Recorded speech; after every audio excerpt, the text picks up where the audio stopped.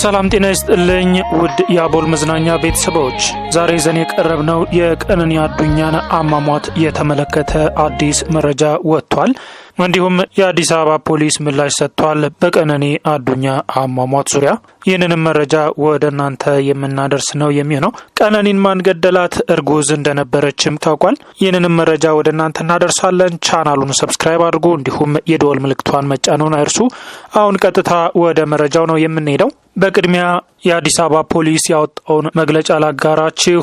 ሟች ቀነኒ ከኮሊደር በወደቀች ጊዜ ባለቤቷ ቤት ውስጥ ነበር ሲል ፖሊስ ይገልጻል። በለሚ ኩራ ክፍለ ከተማ ወረዳ 3 ልዩ ቦታው ሰንሻይን ቤቶች ፊት ለፊት ከሚገኘው ውዳሴ ህንፃ ላይ ነዋሪ የነበረችው ሟች ወይዘሮ ቀነኒ አዱኛ ዋቆ መጋቢት 1 ቀን 2017 ዓ.ም ከሌሊቱ 10 ሰዓት አካባቢ ከቤቷ የማብሰያ ክፍል በኩል ካለው በረንዳ 5ኛ ፎቅ ላይ ለጊዜው ምክንያቱ ባልታወቀ ሁኔታ ወድቃ ለሕክምና እርዳታ ወደ ያኔት ሆስፒታል እየተወሰደች ባለችበት ወቅት ህይወቷ አልፏል ሲል ፖሊስ ይገልጻል።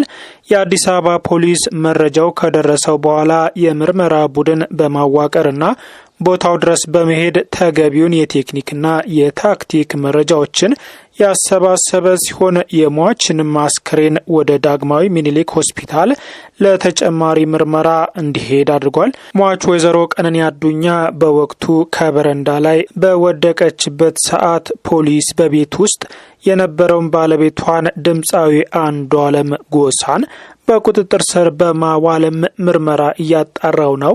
የምርመራ ውጤትም ለህዝብ ይፋ አደርጋለሁ ይላል የአዲስ አበባ ፖሊስ በመግለጫው። እንዲሁም የሟች ቀነኒ እጮኛ ይህንን ብሎ ነበር።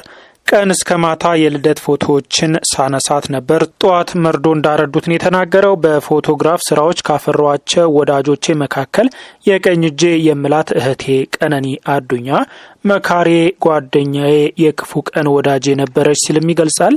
መጋቢት 1 2017 ከቀኑ 10 ሰዓት ጀምሮ እነዚያን የልደት ፎቶዎች ሳነሳት ነበር። ማታ 1 ሰዓት በሰላም ተለያይተን መጋቢት 2 2017 ጠዋት ማረፏን አረዱኝ ሲል ገልጿል።